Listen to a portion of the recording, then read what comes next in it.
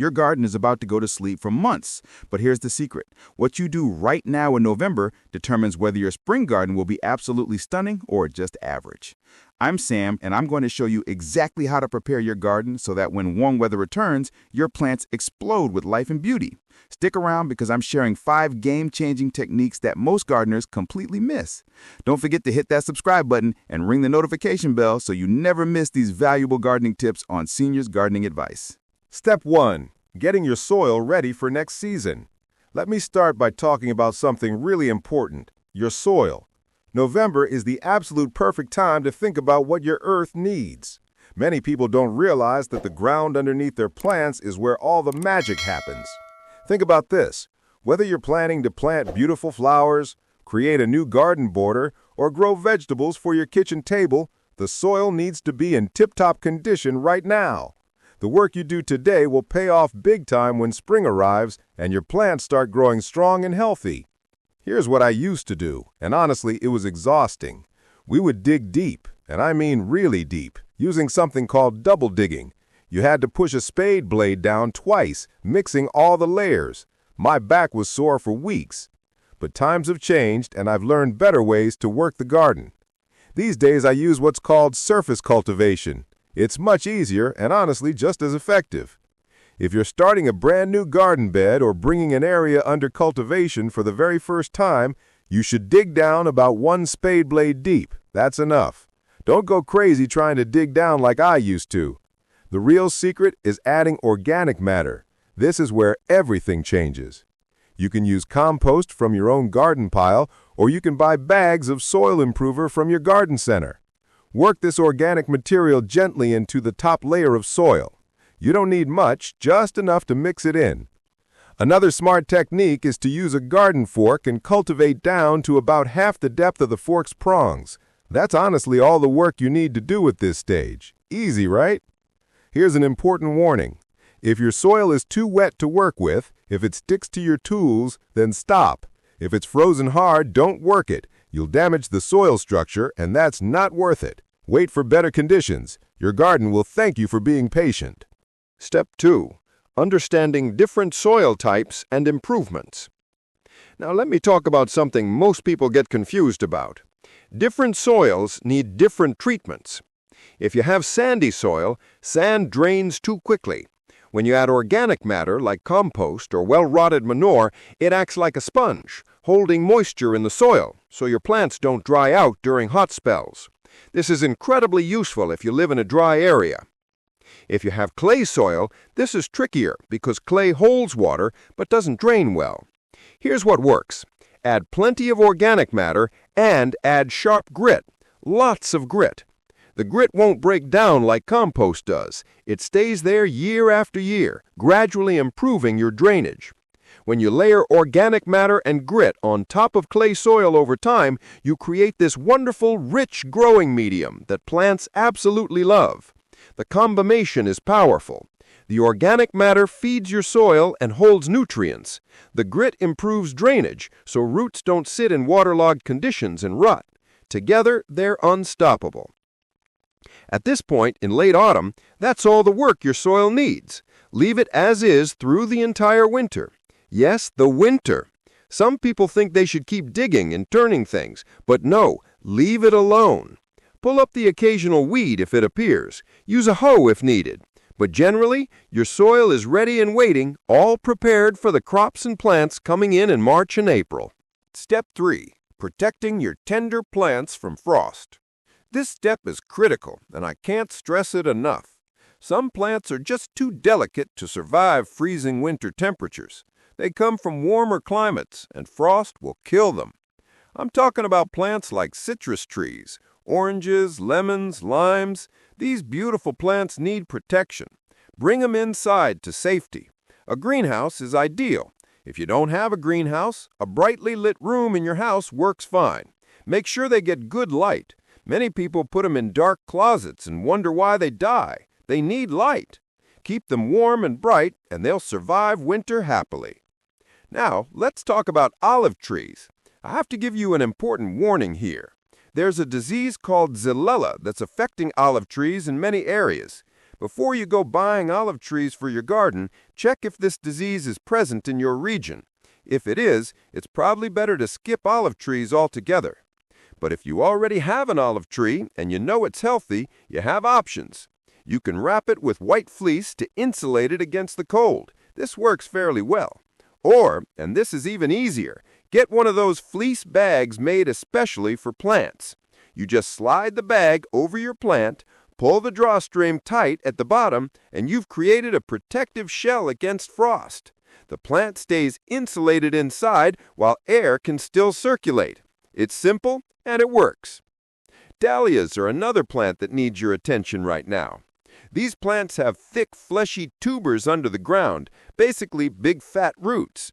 They're beautiful when they bloom, but here's the problem. Those tubers are extremely frost tender. When frost gets to them, they become mushy and rot away. That's it for your plant. You have two choices with dahlias. Choice 1, leave them in the ground, but protect them. Cut back all the top growth that's died back or is looking shabby. Then put a thick layer, about 3 inches or 8 centimeters, of well-rotted compost or aged manure right on top of the soil. Think of it like giving your dahlias a warm blanket. This layer stops frost from penetrating down to the tubers. It's like a shield. Choice 2, this is what I prefer. Dig them up. Shake the excess soil off the roots. Don't wash them, just shake off the loose dirt. Cut back what's left of the top growth, cutting it down to about 4 inches or 10 centimeters. Then, here's the key part. Let them dry out. Once they're completely dry, store them in a dry place. I keep mine under my potting bench, tucked in a corner. Leave them there completely protected through the whole winter, right through until March. When March comes around, you take them out from underneath your storage spot, get them started growing again, and you can either plant them directly or take cuttings from them. Because they've been kept safe and frost-free the entire winter, they're guaranteed to survive. You'll definitely get them through to spring. This method has never failed me. Step 4. Selective pruning and cutting back. November tempts many gardeners to go wild with their pruning shears. They wade through their garden beds, hacking away at everything. Please, and I mean this kindly, don't do that. Be selective. This is where knowledge really matters.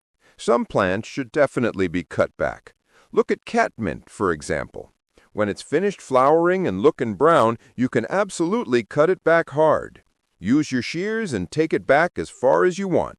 It's done for the year, so cutting it back completely is fine and actually helps the plant. But here's where you need to be careful. Some plants, like certain types of geraniums, still have lots of green, healthy growth. These plants are still working, still sending energy down to their roots. If you cut off all that green growth, you're stopping the plant from feeding itself for winter. That's a mistake. With these plants, be selective. You can remove the straggly shoots that are sticking out awkwardly, tidy up the messy bits, but leave the central green growth, the healthy, vigorous leafy parts. Let the plant keep that. Here's another important thing to consider. Wildlife. In winter, birds and insects need food. Some plants offer that through their seed heads and structural beauty. Eryngium, the sea holly, looks gorgeous in winter frost. Ornamental grasses shimmer when the low winter sun shines through them. These plants aren't just pretty, they're providing food and shelter for wildlife.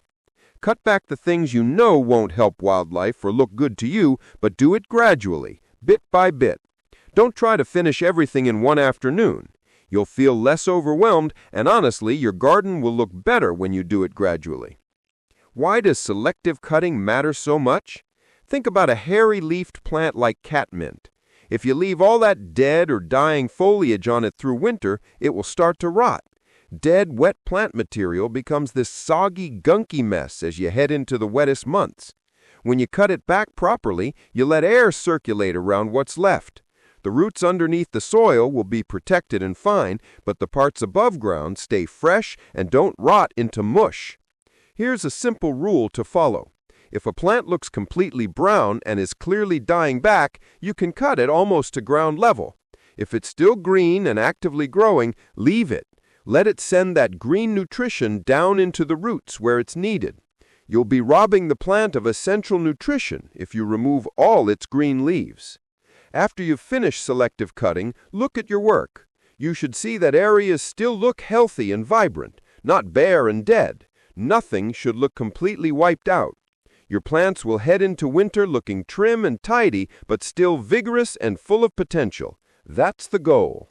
Step 5. Dreaming and planning for next year.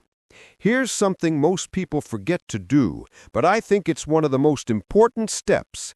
Take time to plan and dream about next year's garden.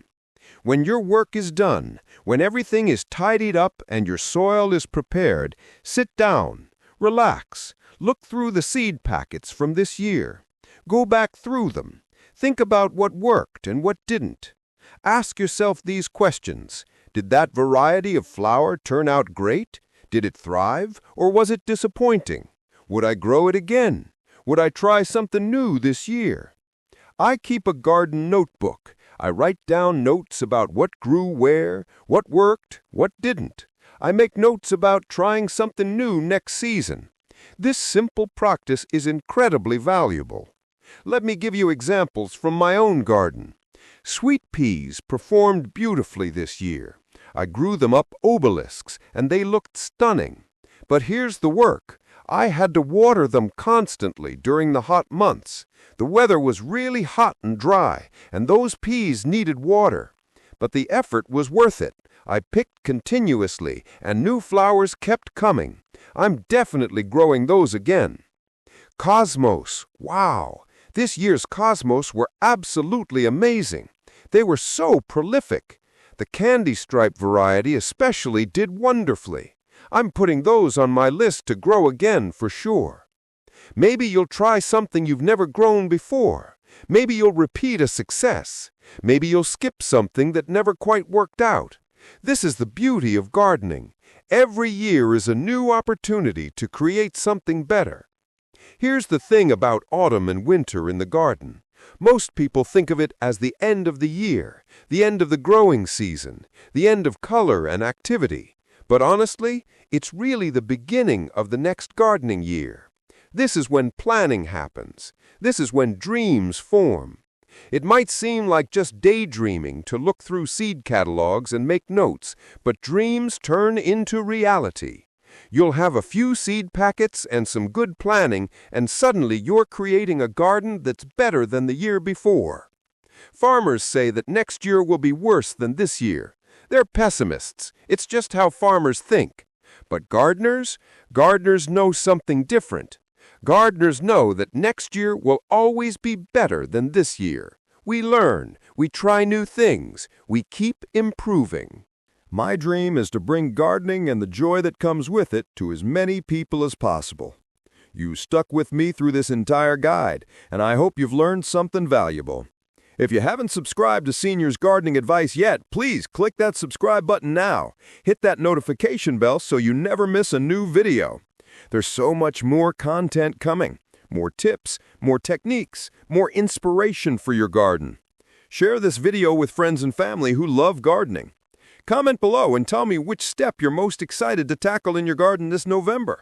Let me know what you're planning to grow next spring. Like this video if you found it helpful. Your support helps us reach more people who want to make their gardens better next year. Your garden is waiting. Your soil is ready to be prepared. Your tender plants need protection. Your beds are ready for selective cutting. And your imagination is ready to dream about next year's incredible garden. Get out there. Do one step at a time. Take your time. Enjoy the process. And remember, on Senior's Gardening Advice, we believe that every garden can be better next year than it was this year. I'm Sam, and I'll see you in the next video. Happy gardening!